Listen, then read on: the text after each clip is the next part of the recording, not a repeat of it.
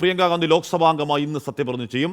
മഹാരാഷ്ട്രയിലെ നന്ദേഡിൽ തെരഞ്ഞെടുക്കപ്പെട്ട രവീന്ദ്ര വസന്തറാവു ചവാനും ഇന്ന് സത്യപ്രതിജ്ഞ ചെയ്യും. അദാനി വിഷയത്തിൽ പാർലമെന്റ് ഇരുസഭകൾ ഇന്നും പ്രക്ഷുബ്ധമായേക്കും. ബൽറാം നെടുങ്കണ്ടലിൽ നിന്ന് വിവരങ്ങൾ വച്ചിരുന്നു. Balram, good morning.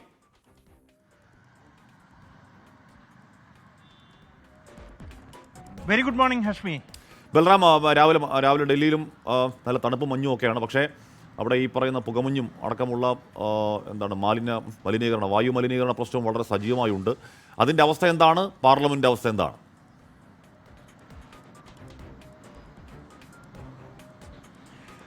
ഹഷ്മി, ഡൽഹിയിലെ മലിനീകരണം രൂക്ഷമായി തന്നെ തുടരുകയാണ്. ഇപ്പോഴും വളരെ മോശം വിഭാഗത്തിലാണ് ഡൽഹിയിലെ വായുഗുണ നിലവാര നിരക്ക് ഉള്ളത്. 400-ന് സമീപം തന്നെ നിൽക്കുകയാണ്. ചില ദിവസങ്ങളിൽ ചില സമയങ്ങളിൽ അത് ഉയരുന്നുണ്ട്, പിന്നീടും ഒരു 400-നടുത്തേക്ക് വരുന്നുണ്ട്. ആ സ്ഥിതി ഏതാണ്ട് ഒരു മാസത്തിലധികമായി തുടരുന്നു. അതേസമയം ഇന്ന് രാജ്യത്തെ കോൺഗ്രസ് രാഷ്ട്രീയം, ഒപ്പം തന്നെ കേരള രാഷ്ട്രീയം എല്ലാം തന്നെ ആകാംക്ഷയോടെ ഉറ്റുനോക്കുന്നത് ഇന്ത്യൻ പാർലമെന്റിലേക്കാണ്. പ്രിയങ്ക ഗാന്ധി ഇന്ന് പാർലമെന്റിലേക്ക് എത്തുകയാണ്. ഇന്നാണ് പ്രിയങ്ക ഗാന്ധിയുടെ സത്യപ്രതിജ്ഞാ ചടങ്ങ് തീരുമാനിച്ചിരിക്കുന്നത്. ലോക്സഭയിൽ ഇന്നത്തെ നടപടിക്രമങ്ങളുടെ ആദ്യ ഇനമായാണ് പ്രിയങ്ക ഗാന്ധിയുടെ സത്യപ്രതിജ്ഞാ ചടങ്ങ്. കോൺഗ്രസ് പ്രവർത്തകർ ഏറെ ആവേശത്തോടെയാണ് ഈ ചടങ്ങ് കാത്തിരിക്കുന്നത് എന്നുള്ളത് നമുക്ക് അറിയാം. കാലങ്ങളായി തന്നെ പ്രിയങ്കയുടെ തെരഞ്ഞെടുപ്പ് രാഷ്ട്രീയ പ്രവേശനം കോൺഗ്രസ് കാത്തിരിക്കുകയായിരുന്നു. അതിന് വയനാട്ടിലൂടെ വഴിയൊരുങ്ങിയിരിക്കുന്നു.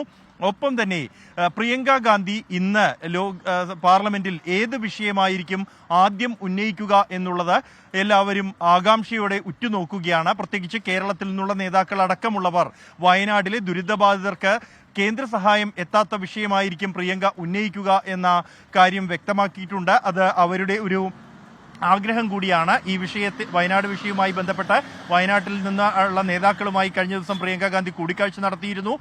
ഇക്കാര്യങ്ങൾ എല്ലാം തന്നെ ഇതിന്റെ ഒരു പശ്ചാത്തലമാണ്. ഒപ്പം തന്നെ ഇന്ന് മഹാരാഷ്ട്രയിൽ നിന്നും വിജയിച്ച രവീന്ദ്ര വസന്തറാവു ചവാൻ, മറ്റൊരു കോൺഗ്രസ് അംഗം കൂടി സത്യപ്രതിജ്ഞ ചെയ്യുന്നുണ്ട്.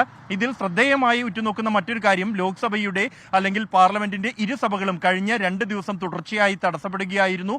പ്രതിപക്ഷം ഉന്നയിച്ച നിരവധി ആരോപണങ്ങൾ, ആയുധങ്ങളുടെ പശ്ചാത്തലത്തിലാണ് ഈ പാർലമെന്റ് പ്രക്ഷുബ്ധമായത്. അദാനി വിഷയം, വയനാട് ധനസഹായം, കൂടാതെ മണിപ്പൂർ സംഘർഷം അടക്കമുള്ള നിരവധി വിഷയങ്ങൾ പ്രതിപക്ഷം ചർച്ച ചെയ്യണമെന്ന ആവശ്യം ഉന്നയിച്ചിരുന്നു. പ്രിയങ്ക ഗാന്ധിയുടെ ഈ പാർലമെന്റ് പ്രവേശനത്തിന്റെ ആദ്യ ദിനവും പ്രക്ഷുബ്ധമാകുമോ എന്നുള്ളതാണ് എല്ലാവരും ഉറ്റുനോക്കുന്നത്. ഇക്കാര്യത്തിൽ കോൺഗ്രസിന്റെ തന്ത്രം അത് തീരുമാനിക്കപ്പെടുക ഇന്ന് രാവിലെ ചേരുന്ന ഇന്ത്യ സഖ്യയോഗം, ഒപ്പം 10:30-ന് കോൺഗ്രസിന്റെ സഭാകക്ഷി യോഗവും ചേരുന്നുണ്ട്. ഈ യോഗത്തിലായിരിക്കും ഇന്ന് സഭയിൽ സ്വീകരിക്കേണ്ട നയസമീപനങ്ങൾ കോൺഗ്രസ് തീരുമാനിക്കുക. ഹഷ്മി. ഓക്കെ, ബൽറാം നെടുങ്കണ്ടലിൽ നിന്ന് വിവരങ്ങൾ നൽകിയത്.